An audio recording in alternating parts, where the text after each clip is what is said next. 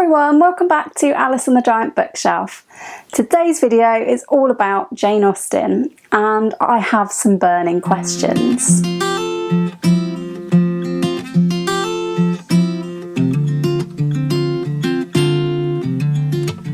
Hi everyone, welcome back to my channel, or welcome if you're new. My name's Alice and I have way too many books, and this month, like many people on BookTube, I have been joining in with Jane Austen July. This week I have finished my very first ever read of Pride and Prejudice, Austen's most famous work. I also have been listening to the audiobook of Persuasion, and it was my second time with that book. Now, my reread of Persuasion, in combination with my first read of Pride and Prejudice, has left me with some thoughts, and it's left me with some burning questions. So I've been doing some research by asking people their thoughts on Jane Austen as well. I thought that today would be a bit more of a chatty video than usual. I'd like to open all of this discussion up in the comments for all of you to join in and tell me your opinions about Jane Austen and your questions about Jane Austen. So in this video, I hope to deal with and discuss at least 3 of my burning Jane Austen questions. Just to pre-warn you, there may be some spoilers in this video. If there are spoilers, they are almost certainly minor spoilers for Pride and Prejudice, potentially very minor spoilers for Persuasion. So before we start, I would like to say that I am in no way a Janeite. I don't feel qualified to discuss Jane Austen on that level.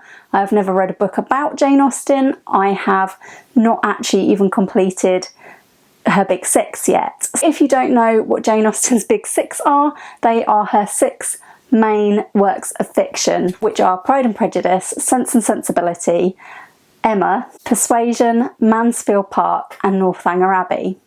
Now, I actually started in a bit of an unconventional place, and many years ago I read Northanger Abbey.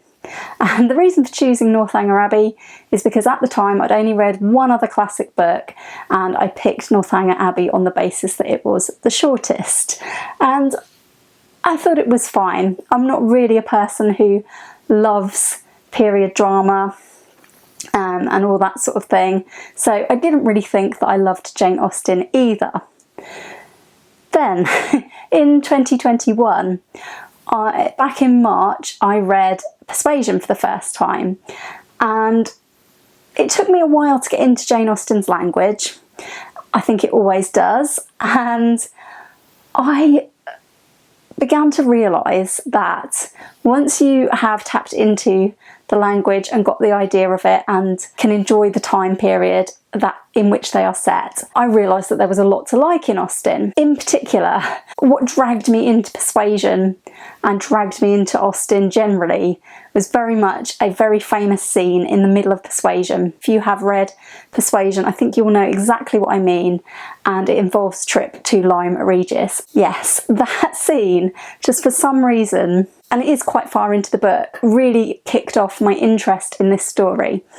And there's also another major event later on in Persuasion which I just thought was absolutely brilliant. And so I began to think maybe I could like Jane Austen, maybe I should give her more of a chance.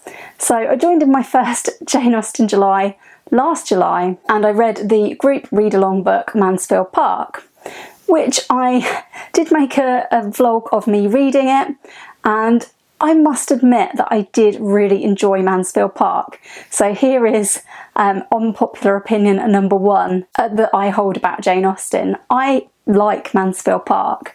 I do think that there is something to be said for it being a little bit slow in places. It's definitely a slower book. It's definitely a more mature book in my mind.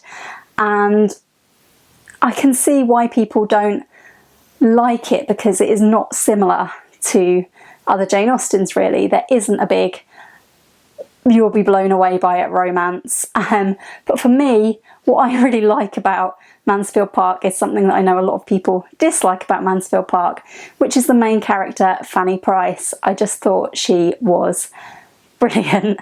I really identified with Fanny Price for some reason. Definitely not the romance, because no. But I was happy that Fanny ended up where she wanted to be and that she stood up for herself. I think I enjoyed Mansfield Park more for having no prior knowledge of the plot, whereas the other Austen books, I feel like you get an idea of the plot before you've even read them. So also last July I listened to the audiobook of Emma, which I thought was hilarious, and it was immediately catapulted to my favourite Jane Austen. So there's my second unpopular Jane Austen opinion.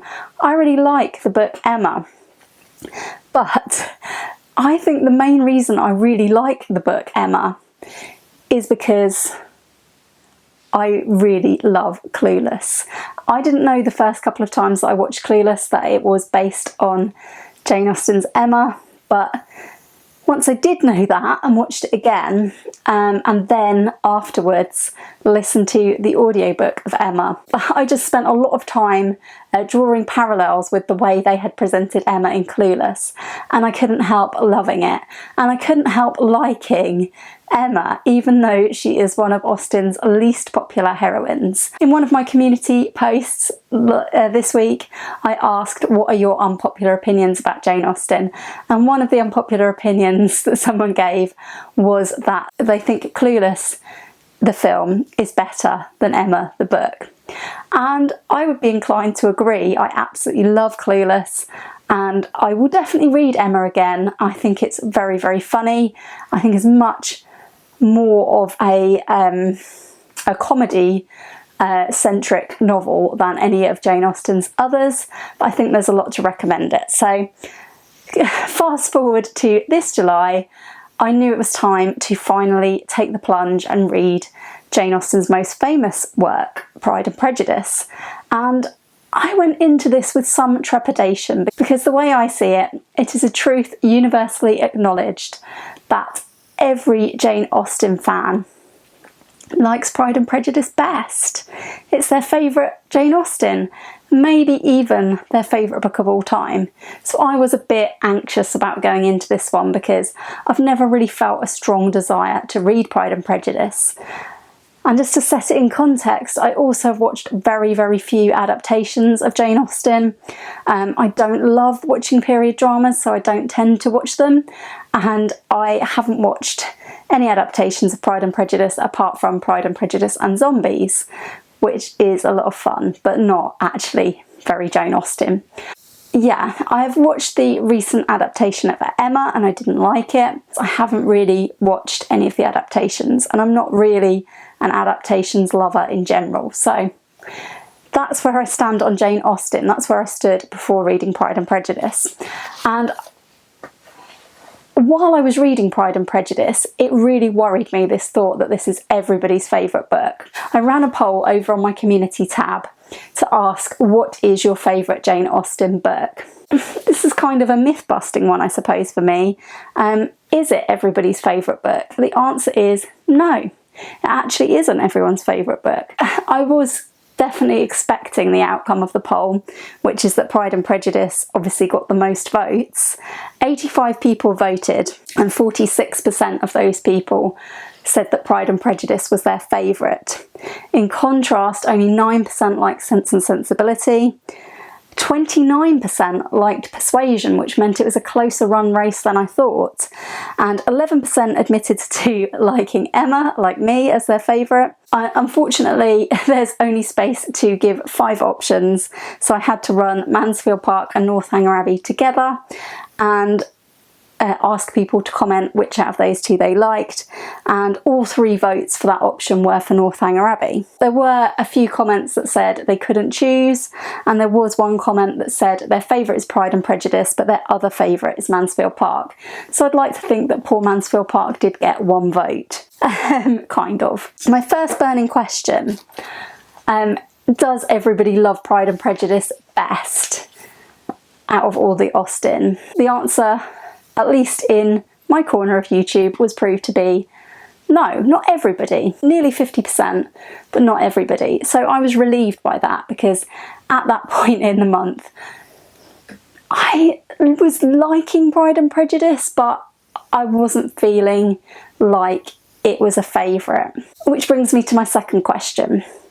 My second question, and probably my most burning question, was, is Austen better on a reread? And the answer I've come up with to this is probably yes. A lot of people who I hear talking about Pride and Prejudice online have read Pride and Prejudice dozens of times, some of them, certainly more than once. I was reading Persuasion for a second time. It's my only Austen that I've read more than once.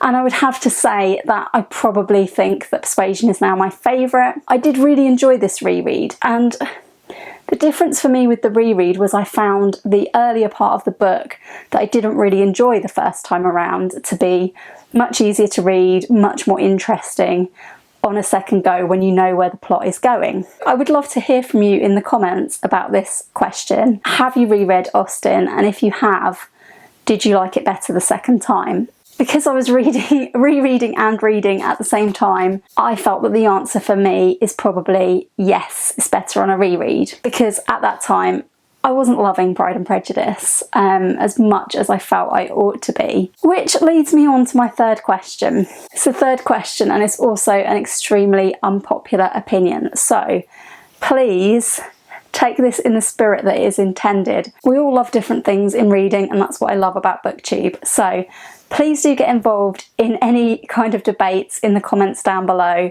Be kind, but definitely do discuss this question and do discuss your favourites in the comments below, because I would love to hear from you, especially if you have what you would consider unpopular opinions. So my question that I feel will make me very unpopular in the Jane Austen corner of YouTube is Lizzy Bennet a likeable character? And I think that the answer to this is much more difficult than the other questions. So, did I like Lizzy Bennet?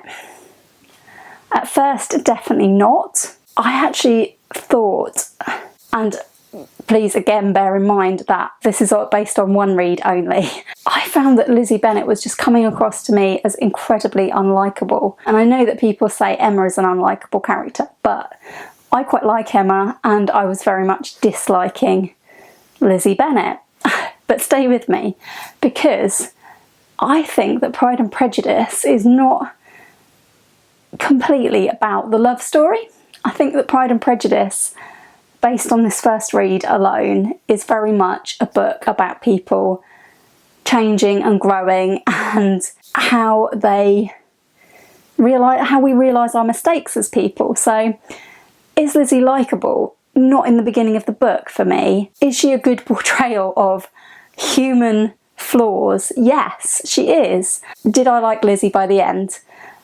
I liked Lizzy fine by the end. She was okay. I personally preferred the character of Mr. Darcy, the way his attitude changed over time. Personally, I thought Lizzy was quite unfair to him in the beginning of the book, when he'd actually done very little to her. Perhaps, yes, he might have been a little rude, but was he as bad as she made out, as she jumped to conclusions that he was?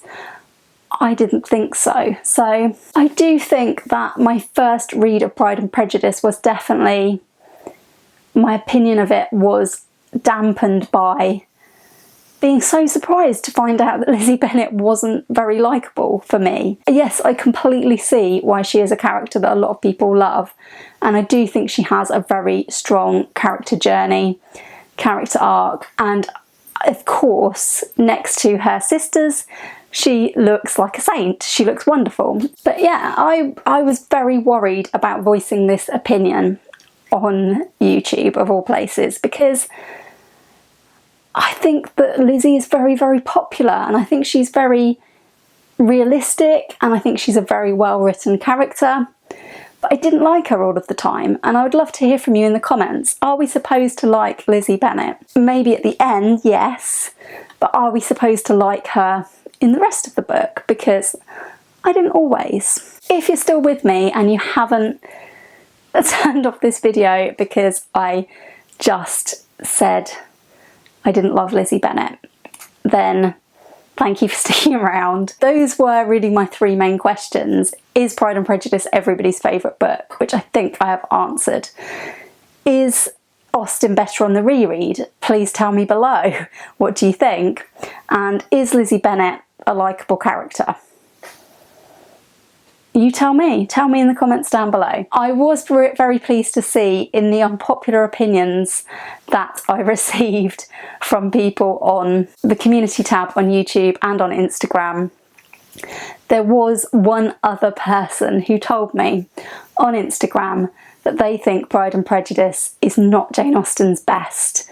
They prefer the others. So thank you to that person for being super honest with me and putting your unpopular opinion out there. It made me feel a lot better about my own unpopular opinions. And just to satisfy people as to unpopular opinions that other people have, somebody told me the only book out of Jane Austen's work that they find romantic is Persuasion. I think that so far, although I've only read 5, I would probably agree, just about. Here's an unpopular opinion for you. Mr. Darcy isn't actually that great. I love the book of Pride and Prejudice, but Darcy ranks way down my list of Austen men. So let me know in the comments down below. Where do you rank Mr. Darcy in your Austen men? For me, I quite liked him, but I don't like him as much as Captain Wentworth. But I do think that some of the other books don't have as strong a romantic plotline. I was overjoyed to read this unpopular opinion that from someone who admires Fanny Price and the way she stuck up for herself. I enjoyed the unpopular opinion that Henry Crawford should have been the hero of Mansfield Park. I found somebody else who said that Emma was their favourite book. If you feel brave enough to, do leave me your unpopular opinions in the comments down below or on my community post. I've very much enjoyed reading those, and I've very much enjoyed getting involved in Jane Austen July. If you've enjoyed this video, please do give it a like. Please do consider subscribing if you haven't already. And as I've said, please do join in some friendly Jane Austen debate in the comments down below. I did end up liking Pride and Prejudice. I thought that there were definitely moments in the book that I really enjoyed. Some of them for funny reasons, such as Lady Catherine de Bourgh, and some for just interesting plot point reasons, such as Darcy's first proposal and his letter afterwards. Did I love every moment of it? Not really, but maybe on a reread I will love it more. I think that's about all I've got to say today, and I will hope to see you all again soon for another video all about books here on Alice and the Giant Bookshelf. Bye for now.